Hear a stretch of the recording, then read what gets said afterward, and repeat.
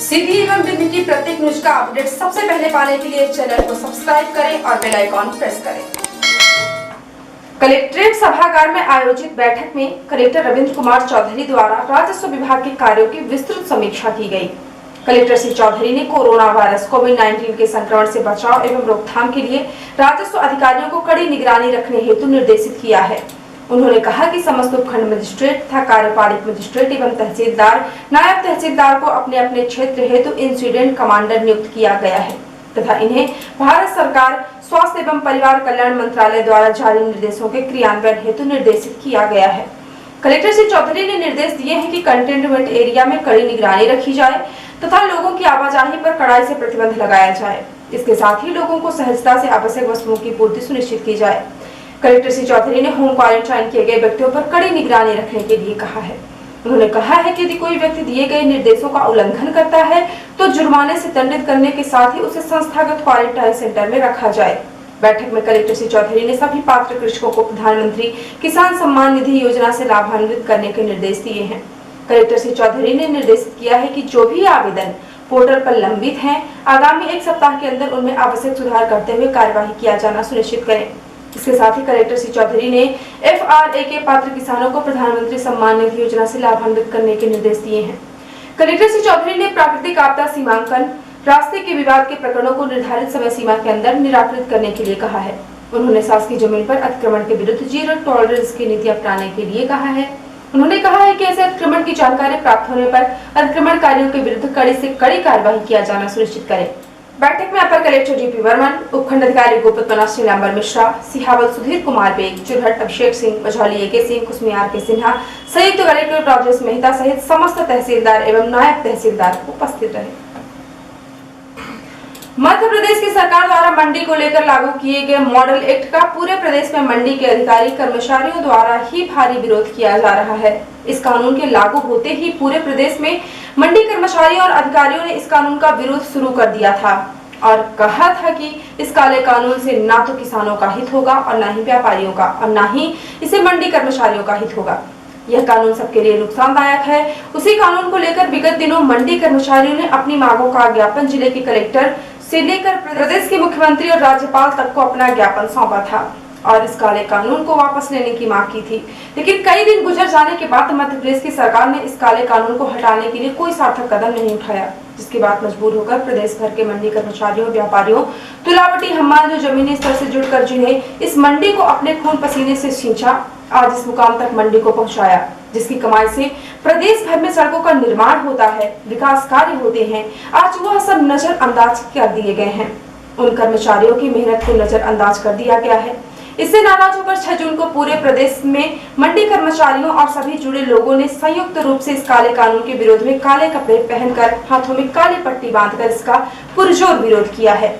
6 जून को सीधी कृषि उपज मंडी कार्यालय में भी अधिकारियों, कर्मचारियों, व्यापारियों, तुलावटी ने इस काले कानून के विरोध में काले कपड़े पहनकर प्रदेश सरकार के खिलाफ जमकर नारेबाजी की और इस काले कानून को तत्काल वापस लेने की मांग की।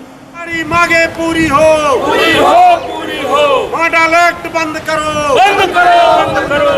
इंकलाब जिंदाबाद, जिंदाबाद, जिंदाबाद। इंकलाब जिंदाबाद, जिंदाबाद, जिंदाबाद। इंकलाब जिंदाबाद, जिंदाबाद, जिंदाबाद। हमारी मांगे पूरी हो, पूरी हो, पूरी हो। मॉडल एक्ट मुर्दाबाद, मुर्दाबाद, मुर्दाबाद। मॉडल एक्ट मुर्दाबाद, मुर्दाबाद, मुर्दाबाद। कर्मचारियों अधिकारियों का कहना है कि इस काले कानून की वजह से आने वाले कुछ दिनों में उनको वेतन के लाले पड़ जाएंगे और उनकी पेंशन भी नहीं मिलेगी। इससे उनका काफी नुकसान है और जो व्यवस्था है वह भी चौपट हो जाएगी।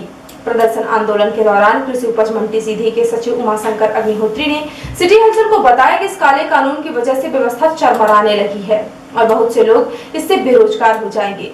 किसानों को भी उनकी उपज का पर्याप्त मूल्य नहीं मिलेगा और वह बिचौलियों और दलालों के शिकार हो जाएंगे। हमारा ये जो मंडी का निजीकरण किया हुआ है मध्य प्रदेश सरकार ने, तो हमारा न ही आगे चल के भविष्य न वेतन मिलना है न पेंशन मिलना है। और सरकार को हमने पहले काली पट्टी पहन के विरोध किया था, सरकार ने कोई नहीं सुना।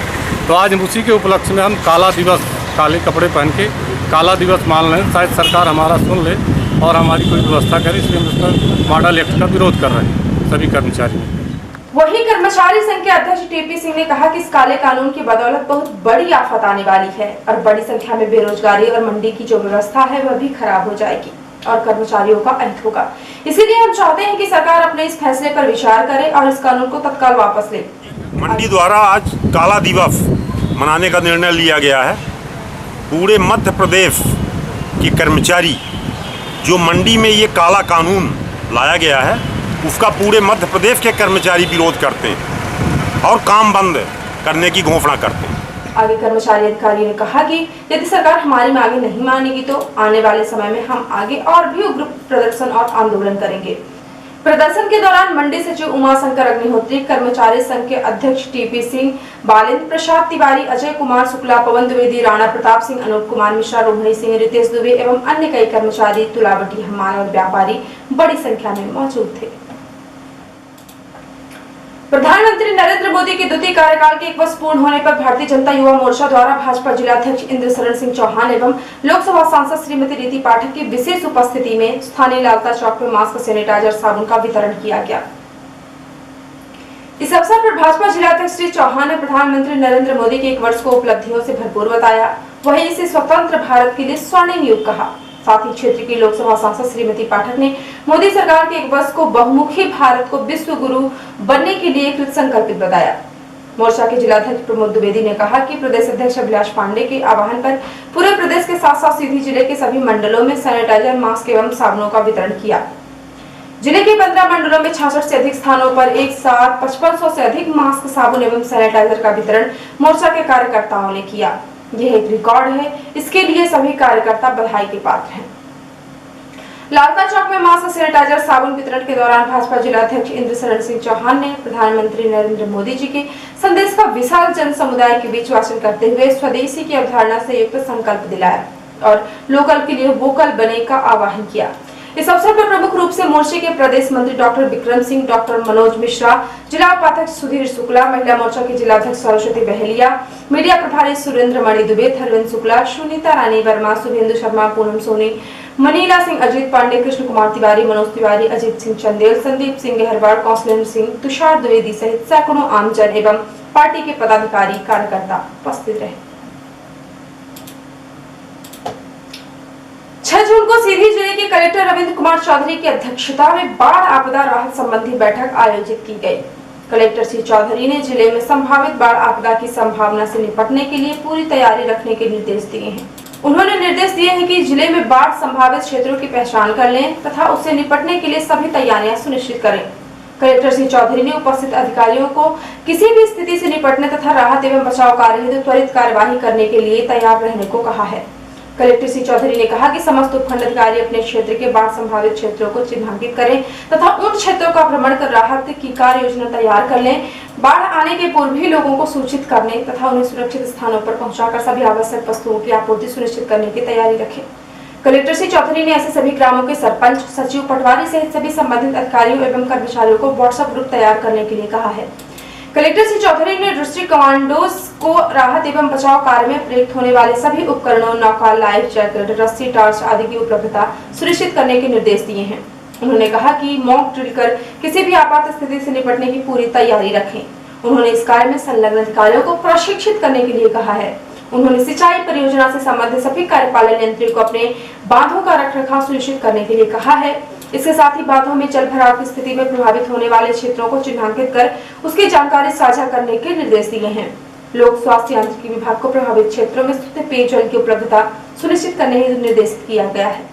कलेक्टर श्री चौधरी द्वारा कार्यपालन यंत्री लोक निर्माण विभाग को निर्देशित किया गया है कि बारिश के दिनों में जलमग्न होने वाले सभी मार्गों, पुल पुलियों की पहचान कर उसके दोनों ओर बैरिकेडिंग करना सुनिश्चित करें।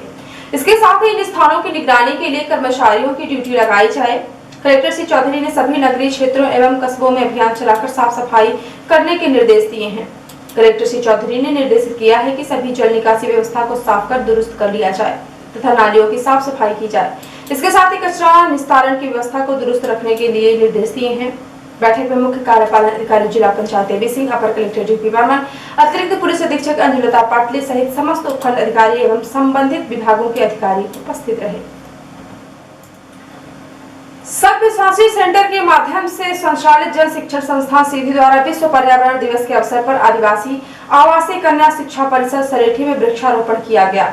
इस अवसर पर संस्थान के अध्यक्ष संजय भदौरिया द्वारा वृक्षारोपण करते हुए अपने संदेश में अधिक से अधिक वृक्ष लगाकर पर्यावरण संरक्षण के संकल्प के साथ फलदार पौधों का रोपण करने पर बल दिया गया तथा यह कहा गया कि फलदार पौधे पर्यावरण संरक्षण के साथ हमें फल प्रदान कर शरीर की प्रतिरोधक क्षमता को बढ़ाने में भी सहायक होते हैं, जिससे हमें विभिन्न तरह की बीमारियों से लड़ने की शक्ति प्राप्त होती है।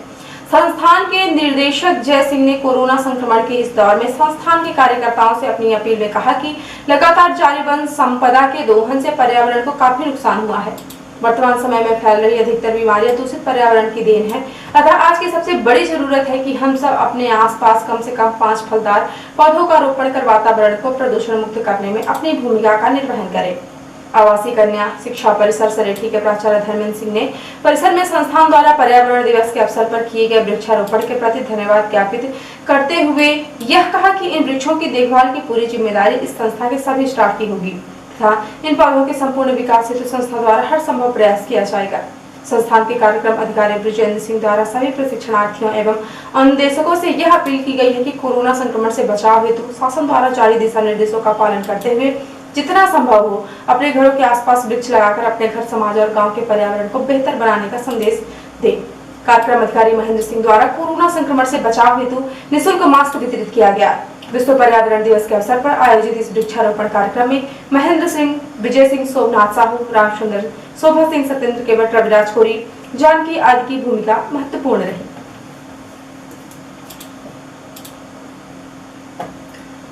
मलेरिया रोग का संक्रमण काल शुरू हो रहा है। जन समुदाय की सक्रिय सहभागिता के प्रोत्साहन को सफल बनाने के लिए प्रत्येक वर्ष जून माह को मलेरिया निरोधक माह के रूप में मनाया जाता है। मलेरिया माह जून के अंतर्गत जिले में मच्छर जन्य रोगों के नियंत्रण, रोकथाम, बचाव एवं उपचार का स्थानीय लोगों में ग्राम स्तर तक व्यापक प्रचार प्रसार व जन जागरूकता के लिए कलेक्टर रविंद्र कुमार चौधरी एवं मुख्य चिकित्सा एवं स्वास्थ्य अधिकारी डॉक्टर BL मिश्र द्वारा कलेक्ट्रेट परिसर में हरी झंडी दिखाकर रथ को रवाना किया गया। इस अवसर पर मलेरिया अधिकारी हनुमान प्रसाद नामदेव, जिला मलेरिया सलाहकार P. एलिकोंडा रेड्डी, FHI जिला समन्वयक आशीष राय, AMO RC गोण एवं मलेरिया विभाग के NGO के कर्मचारी उपस्थित रहे। मुख्य चिकित्सा एवं स्वास्थ्य अधिकारी डॉक्टर मिश्र ने बताया कि मलेरिया रथ जिले के विकास खंडों में मलेरिया प्रभावित ग्रामों में भ्रमण करेगा। वो मच्छर जन्य बीमारियों जैसे मलेरिया, डेंगू, चिकनगुनिया आदि से बचाव की जानकारी एवं स्थानीय स्वास्थ्य कार्यकर्ता द्वारा पंपलेट वितरण इत्यादि के माध्यम से स्थानीय लोगों को जानकारी देगा। साथ ही रथ में बुखार रोगियों की त्वरित जांच व उपचार की सुविधा भी उपस्थित कर्मचारियों एवं स्थानीय स्वास्थ्य कार्यकर्ता द्वारा उपलब्ध कराई जाएगी। और अब से प्रादेशिक हलचल। मध्य प्रदेश में 24 घंटे में 234 संक्रमित बढ़े। अब तक कुल 9000 केस। राजधानी भोपाल में 52 नए मामले मिले।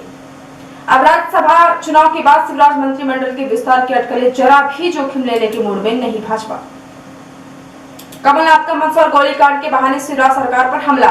कहा इस सरकार में फिर से किसानों का दमन हो रहा। और मध्य प्रदेश में सभी सरकारी और निजी स्कूलों की 30 जून तक छुट्टियां घोषित। और अब पेश राष्ट्रीय हलचल।